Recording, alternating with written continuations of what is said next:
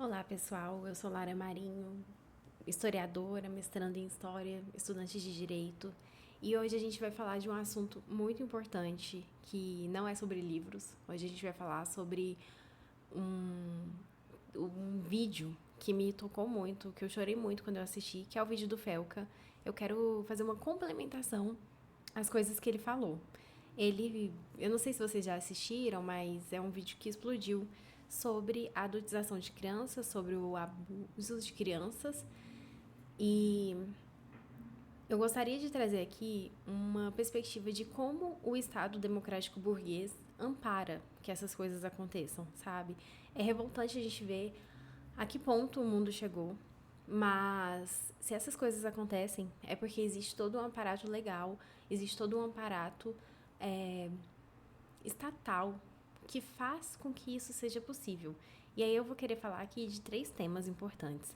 O primeiro é a questão dos conselhos tutelares. O segundo é a questão da lei de alienação parental. E o terceiro é sobre a regulamentarização das redes.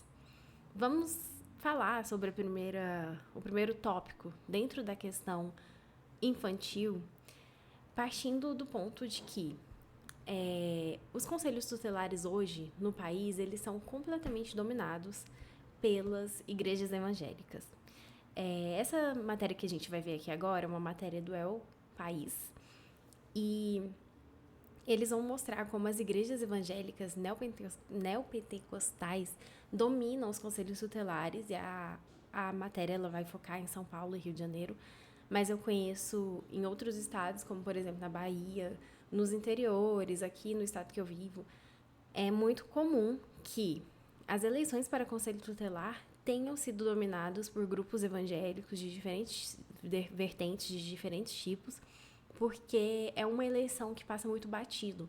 Pelo menos aqui onde eu vivo, os grupos mais à esquerda, eles não estão focando nessas eleições, e só agora que a gente percebeu que esse processo está acontecendo do domínio dos evangélicos nos conselhos tutelares, que a gente começou a acordar para a importância que é o conselho tutelar, que é a gente não deixar que o conselho tutelar se torne algo atrelado à religião. E aí, nessa matéria, eles vão falar sobre como a Igreja Universal do Reino de Deus, que é a maior igreja neopentecostal do Brasil, tem se prestado a influenciar o futuro de crianças e adolescentes em situação de vulnerabilidade nas periferias do país, fora dos cultos.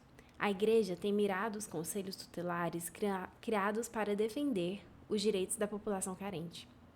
Vários municípios assistem há alguns anos a uma verdadeira tomada de poder desses órgãos por parte de grupos religiosos eleitos pelo voto popular. E aí, o que acontece? Quando esses conselheiros entram nos conselhos tutelares, eles vão decidir, eles vão estar por trás de decisões sobre a vida de crianças e adolescentes, decisões sobre guarda, decisões sobre questões de violência familiar. Então, é muito importante a gente perceber o que está acontecendo, né, aqui. Vamos lá, olha só. Criado em conjunto com o Estatuto da Criança e do Adolescente, em 1990, os conselhos tutelares têm por obrigação zelar pelo direito dessa parcela da população. Esses direitos, diz a lei, aplicam-se a todas as crianças e adolescentes, sem discriminação de nascimento, situação familiar, idade, sexo, raça, etnia ou cor, religião ou crença. No entanto, a ascensão das igrejas evangélicas neopentecostais como força política e seu domínio sobre os conselhos, por vezes, se coloca como empecilho ao cumprimento de parte desses direitos, especialmente quando o assunto é liberdade religiosa, questões de identidade de gênero e costumes. E aí, tem alguns casos que são muito importantes que aconteceram, que chamou a atenção e chocou as pessoas. O primeiro caso foi de uma criança que precisava abortar, porque ela havia sido violada, né? E por um parente, por o namorado da tia dela, algo assim. E aí, graças à atuação do conselho tutelar, essa criança não estava conseguindo fazer esse procedimento. qualquer criança passa por essa situação, ela tem o direito de abortar. É muito perigoso e é óbvio que essa criança foi vítima de estupro. Então, o Conselho Tutelar dessa cidade, ele atuou convocando a ministra, na época, que essa matéria é de 2020, a ministra era a Damares, que mobilizou a igreja, mobilizou vários setores, trouxe o caso a público, expôs a criança, expôs a família dela, para que esse aborto não fosse realizado. E aí, posteriormente, a criança conseguiu realizar o aborto em outro estado, não sem antes ter seu nome e endereço exposto nas redes sociais. E aí, o outro caso é de uma mãe que perdeu a guarda de uma filha de 12 anos, a mando do Conselho Tutelar, porque ela havia levado a filha dela para a religião que ela frequenta, e aí a filha dela passou por um ritual consensual de iniciação do candomblé, que é um ritual de raspar a cabeça. E aí a avó da menina, que é evangélica, ela convocou o Conselho Tutelar para que tirasse a guarda da criança da mãe. E a criança sofreu, a mãe sofreu, enfim. Foi um caso de intolerância religiosa. E aí, gente, esse é o primeiro ponto. A gente perceber como o Conselho Tutelar vai atuar para que essas crianças fiquem em situação de vulnerabilidade. Crianças que são vítimas de abuso, crianças que precisariam ser separadas dos pais, às vezes, não estão sendo. E aí o vídeo do Felca, ele faz a gente refletir do porquê que o Conselho Tutelar deixou que essa situação chegasse ao ponto que chegou para essas crianças. Se a gente sabe, são casos públicos, por que o Conselho Tutelar não age nesses casos, sabe? Em que seria necessário agir. Porque quem está por trás do conselho dá valor à formação familiar patriarcal a todo custo, independente se essa formação é uma formação disfuncional, independente se aquele pai, aquela mãe é uma abusadora.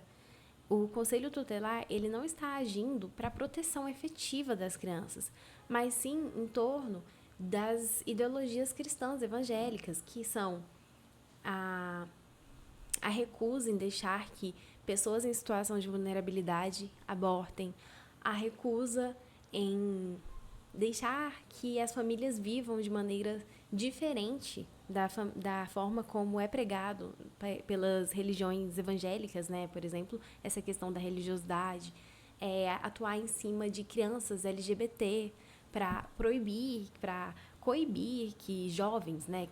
Na verdade, jovens que começam a se perceber enquanto LGBTs possam ter essa vivência, sabe? Possam ter.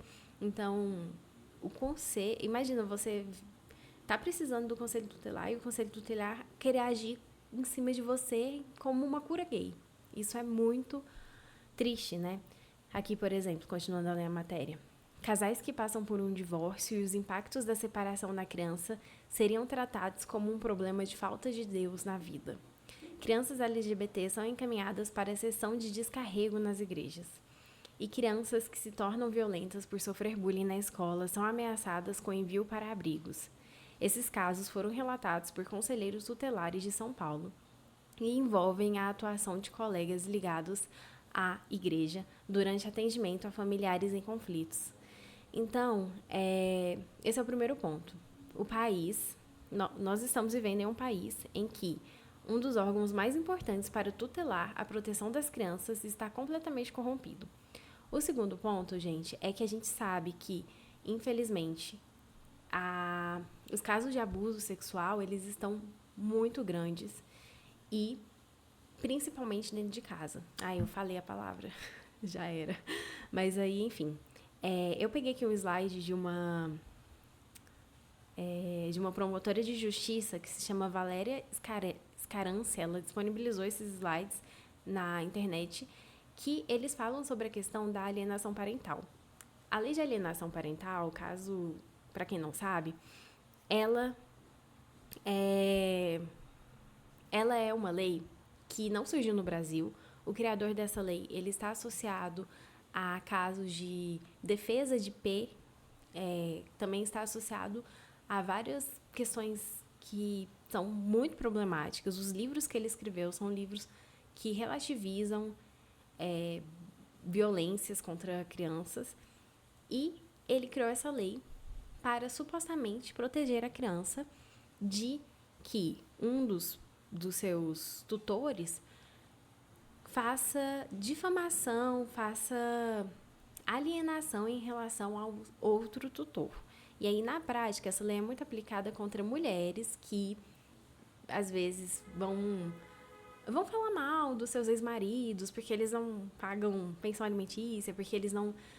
enfim, todos os traumas, e aí já envolve outras questões. Então, esses caras, eles vão entrar na justiça para falar que o que está acontecendo ali é uma situação de alienação parental.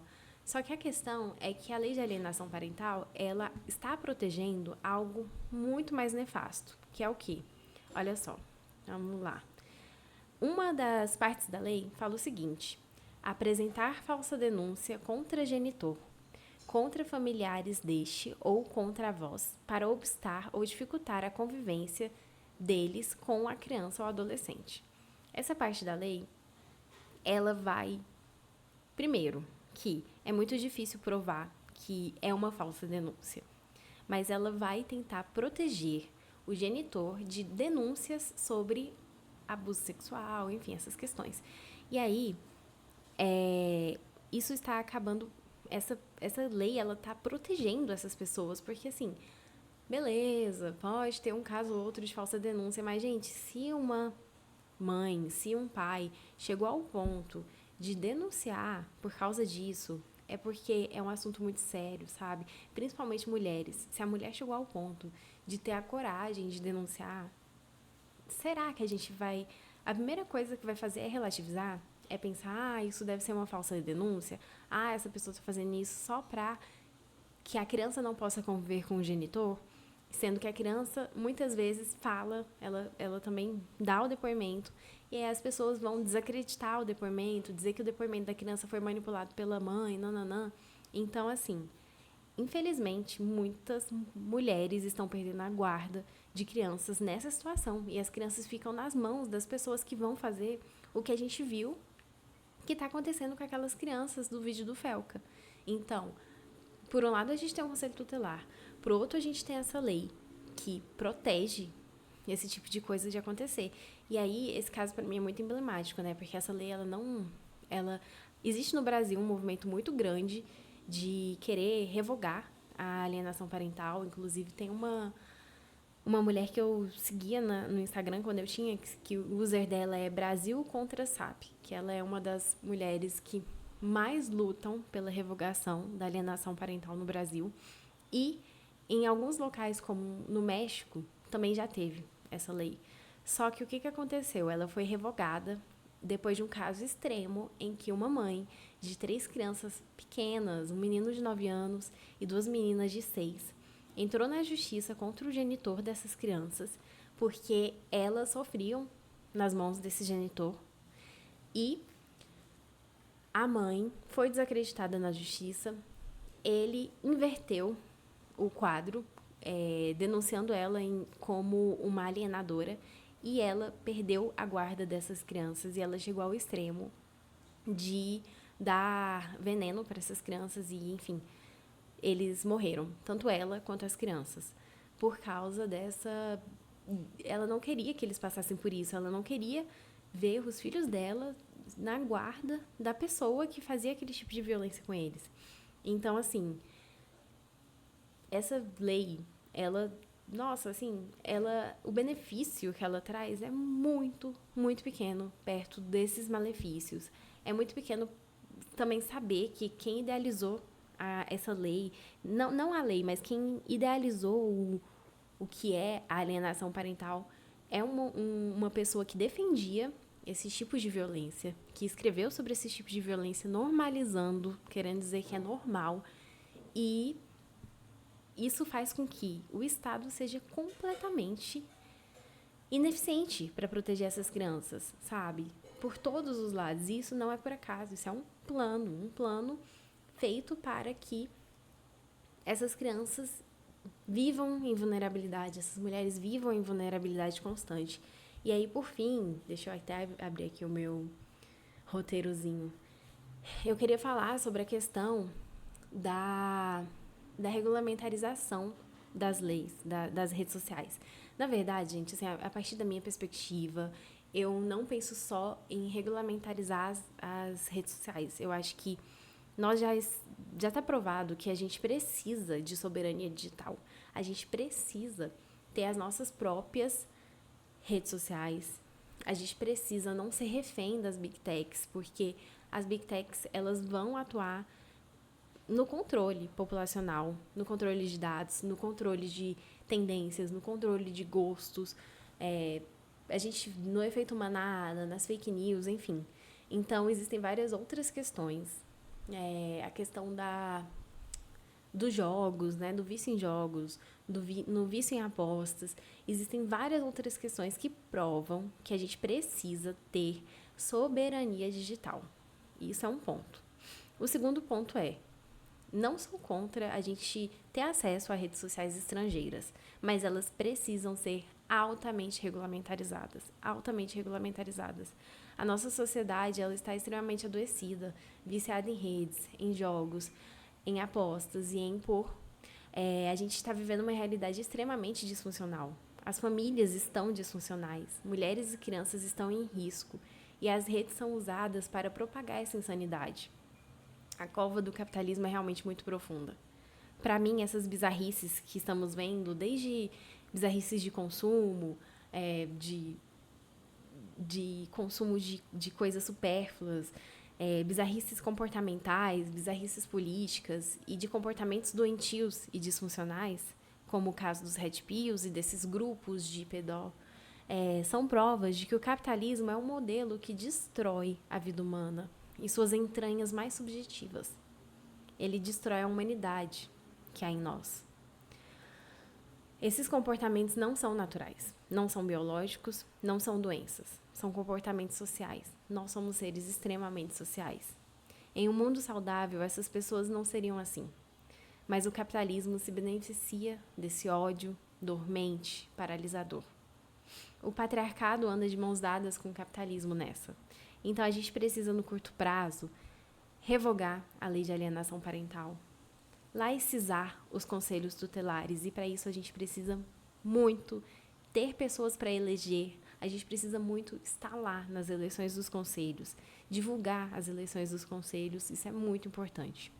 E a gente precisa regulamentar as redes sociais, gente. Não é normal que conteúdos relacionados a P sejam aceitos e que redes como a do Jones Manuel sofram ameaças de ser banidas. Os donos das big techs, dessas metas da vida, né, sabem o que se passa nessas redes.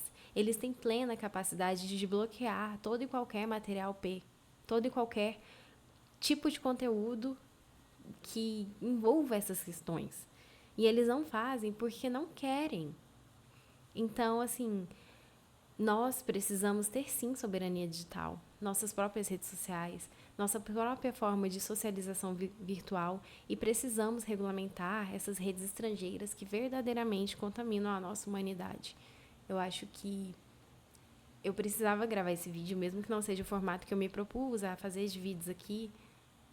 Quando eu pensei o projeto, acho que o projeto que eu pensei é um projeto muito voltado à leitura de livros, a falar sobre livros, mas tem temas que são muito importantes. E eu, como uma mulher feminista, eu sei que a principal luta do feminismo é a luta contra a violência contra as mulheres. A principal pauta do feminismo é lutar contra isso, sabe? A principal pauta do feminismo não é sobre a igualdade entre homens e mulheres, não é. O que a gente quer, o que a gente mais precisa e o que a gente mais denuncia e propõe é o fim da violência contra mulheres e crianças. E eu só falo desse tema hoje porque eu sobrevivi. E todas as mulheres que falam desse tema são mulheres que escaparam por um tris. Então é isso. Eu espero que vocês gostem do vídeo, mas mais que isso, eu espero que esse vídeo toque vocês para o quão importante é a gente falar desses temas, a gente falar dessa questão da violência contra mulheres e meninas, mulheres e crianças, né, meninos também. E o quão a gente precisa urgentemente mudar esse mundo que a gente está vivendo, sabe? O capitalismo, ele falhou, falha e falhará. Já é provado por A mais E que não deu certo esse sistema e que ele gera problemas muito obscuros, sabe? Ele gera problemas muito disfuncionais, ele gera famílias disfuncionais, adultos disfuncionais, pessoas incapazes de amar, de ter sentimentos nobres, nesse sentido de gerar sub-humanos, sabe? Pessoas que têm a sua humanidade completamente destruída. E é isso, gente. Até a próxima. É isso aí.